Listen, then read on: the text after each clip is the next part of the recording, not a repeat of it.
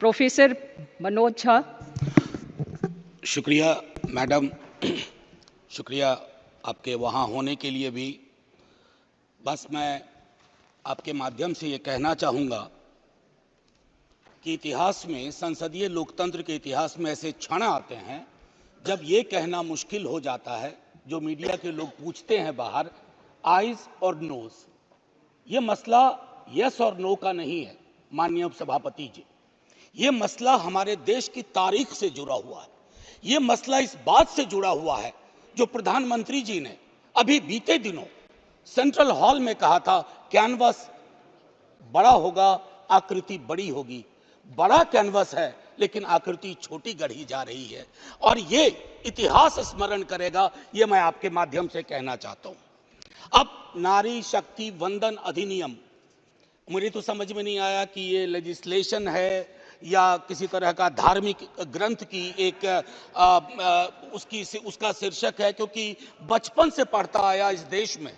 जब आपकी सरकार, बीजेपी की सरकार नहीं थी, जत्र नार्यस्तु पूज्यन्ते रमन्ते तत्र देवता, पता नहीं देवता रमन करते हैं कि नहीं, लेकिन हमने इस श्लोक के बावजूद महिलाओं का मोलेस्टेशन देखा, घरेलू हिंसा देखी, सबसे ज्यादा रेप परिवार नाम की संस्था में देखा, जिसका आंकड़ा खुद सरकार देती है। तो मुझको लगता है ये जो विरोधाभासी चरित्र है हमारे देश का, इस विरोधाभासी चरित्र पर भी बात होनी चाहिए। आज काफी सारी महिलाएं हैं, पत्रकार भी इस दर्शक दीर्घा में, इनको भी ये कहना चाहता हूं कि हमारे कुछ सरोकार हैं। इस देश में ऐसा नहीं चल सकता कि एक तरफ ये श्लोक पढ़ा जाए और दूसरी तरफ हम उस जुबान को छोड़ दें जो संविधान से आती है। मैडम, संविधान राइट्स की बात करता है, अधिकार की। हमारी वोकैबुलरी को क्या होता जा रहा है? अधिकार दया की श्रेणी में नहीं आएगा, लेकिन पूरा का पूरा जो टेक्सचर देखता हूं वो दया की श्रेणी में बात होती है। अधिकारों की बात कभी दया से नहीं होगी। माननीय deputy chairman ma'am, chairperson ma'am, sorry, as per the delimitation commission 2008 हमारे पास जो सीट्स हैं 412 जनरल सीट्स, 84 एससीज, 47 एसटीज। अब हम क्या कर रहे हैं इस बिल के माध्यम से? 84 और 47 के अंदर 1/3 कर रहे हैं। क्या यह अन्याय नहीं है?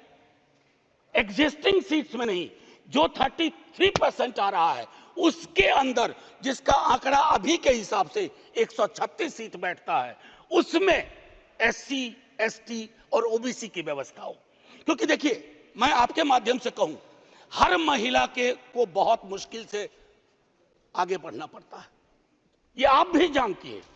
और खास करके पिछड़े वर्गों की महिलाएं, अनुसूचित जाति जनजाति की महिलाएं, उनका डिप्रिवेशन और वल्नरेबिलिटी बाकियों से ज्यादा होती है। हैंड होल्डिंग करने के लिए कोई नहीं होता है, हैंड होल्डिंग करने के लिए कोई नहीं होता है।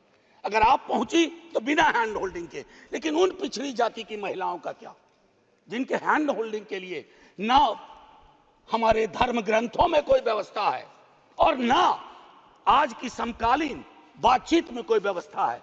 रेटोरिकली हम कुछ भी कह दें, मेरा सिर्फ आपके माध्यम से कहना होगा कि हमारी पार्टी, आज मैं स्मरण कर रहा हूं, हमारे राष्ट्रीय अध्यक्ष लालू प्रसाद यादव जी, भगवतिया देवी, कई लोग जानते होंगे, पत्थर तोड़ने वाली महिला थी, पत्थर तोड़ने वाली। हम ना सहबो गाली भैया, हम ना सहबो गाली। वहां से, गया से निकल करके वो संसद तक पहुंची।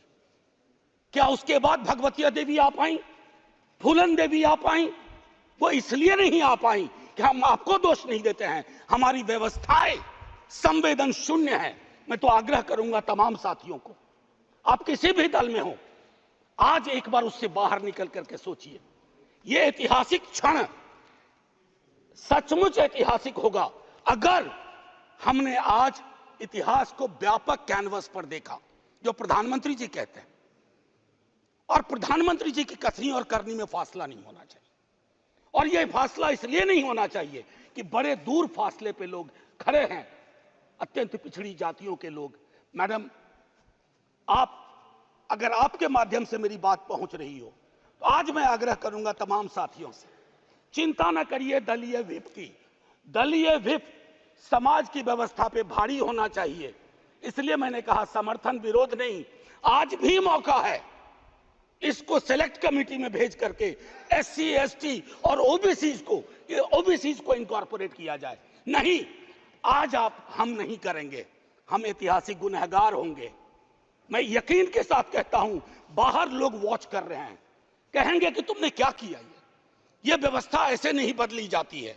तो मैं आपसे आग्रह करूंगा आपके माध्यम से कि अपने दायरों से अलग होकर के आप जब ओबीसी की बात करते हैं तो ये रेटोरिक से आगे बढ़ना चाहिए, हमारी चिंताओं में आना चाहिए। ये नहीं होगा कि बाबा साहब भीमराव अंबेडकर को माला भी पहनाए और उनकी बात को आत्मसात न करें। ये जो फर्क हमारे इसमें आ रहा है, इससे कई तरह के विरोधाभास का जन्म हो रहा है। मैडम चेयरपर्सन, मैं आपको कहूं कि कोटा विद इन कोटा की जब हम बात करते हैं तो उसमें एक टर्म आता है जो एक अमेरिकन सिविल राइट एक्टिविस्ट ने 89 में दिया, इंटरसेक्शनैलिटी। अब ये इंटरसेक्शनैलिटी को, चूंकि मैं हिंदी में बोल रहा हूं, आज मैंने सुबह इसका अनुवाद बहुत ढूंढा, उसके अनुवाद में एक अनुवाद आया प्रतिच्छेदन। इंटरसेक्शनैलिटी का मतलब होता है कि हम हर लेयर की एजेंसीज और उसके अंदर की क्या विधाएं हैं, उसके आधार पर अपना चरित्र, अफर्मेटिव एक्शन प्रोग्राम को यह देखना होगा। जो खास करके वंचित समाज की महिलाएं हैं, मैं उनके बारे में कहूं, आपको एक बार अपना नजरिया साफ करना होगा। अगर चश्मा लगाती है सरकार, धूप का चश्मा नहीं, अगर सचमुच का चश्मा लगाती है तो उसके पावर बदलिए, उसको साफ करिए और ये तय करिए कि आज जब हम यहां से उठें तो एक कमिटमेंट दें ओबीसी वर्ग को। और ये मैं बार बार दोहरा रहा हूं कि 33% के को एग्जिस्टिंग में मत इनकॉर्पोरेट कीजिए, इट शुड बी सेपरेट। नई व्यवस्था में नया 33% विदाउट टचिंग एससीज एंड एसटीज, ये करिएगा तो क्रांतिकारी कदम होगा। अक्सर हम लोग अपने प्रिविलेजेस को नहीं देखते हैं। मेरा सरनेम एक प्रिविलेज है, नीरज भाई का सरनेम एक प्रिविलेज है। हमारे सरनेम ने हमें प्रिविलेज दिए हैं। उन सरनेम्स को देखिए जिनके पास ये प्रिविलेज नहीं है। नहीं, ऐसे ही मैं बहुत अच्छा किया। मैं ये कहना चाह रहा हूं मैम चेयरपर्सन, मैं ये कहना चाह रहा हूं कि प्रिविलेज का जो व्याकरण है वो खत्म ही नहीं हो रहा है। मैंने पहले भी सदन में कहा था कि इस देश में शायद there is nothing in name but everything is there in the surname. उनके संघर्ष, उनका जीवन कठिन लगातार होता जाता है। और एक ऐतिहासिक तथ्य बताऊं, 31 में बेगम शहनवाज और सरोजनी नायडू ने संविधान बनने से बहुत पूर्व इक्वल रिप्रेजेंटेशन की बात की थी। हम काहे को अटके पड़े हैं 33 पर? मेरी तो समझ में नहीं आ रहा कि 33 के साथ क्या रिश्ता है हमारा। ये 50 क्यों नहीं हो सकता? ये 55 क्यों नहीं हो सकता? आपका पूरा का पूरा वर्ग चरित्र बदल जाएगा। आप नहीं चाहते हैं कि भगवतिया देवी यहां आए?